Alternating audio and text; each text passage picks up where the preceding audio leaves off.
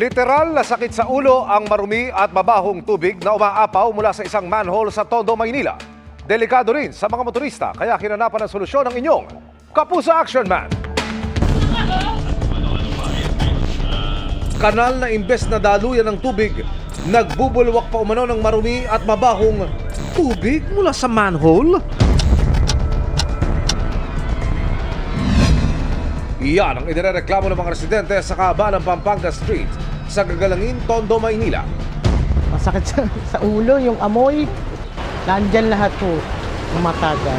Siguro, barado, kaya ganun. Takaw, aksidente na rin umano ang lugar. Yung putik, nakakalat siya dyan. Maagos, pag ganun. Putik. Pati nga yung mga teacher, muntik na madulas ang dumadaan. Yan. Maging ang kalapit na isa pang drainage may dalang panganib sa mga nagdaraang motorista. Mayroong nadisgrasya dahil sa sobrang lubog na.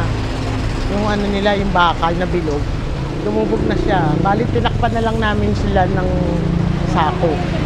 Dumulog ang inyong Kapuso Action Man sa Maynilad. Kinumpirma nilang bahagi ng kanilang Interceptor Box System Project ang mga inirereklamong manhole na nagawa noong 2022. Base sa kanilang investigasyon, stormwater umano ang nag-overflow mula sa manhole bunsod ng pagbara sa drainage system sa lugar.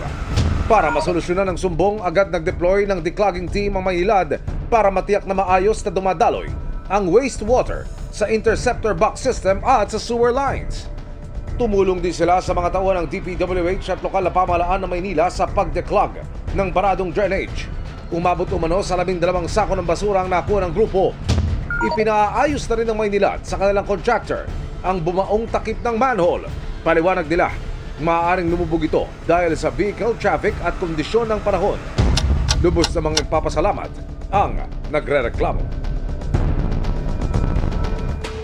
Mission accomplished tayo mga kapuso. Para sa inyong mga sumbong, ipadala nyo lamang sa Kapuso Action Man Facebook page. Dahil saan naman reklamo, pang-abuso o katulian, may katapat na aksyon sa inyong Kapuso Action Man.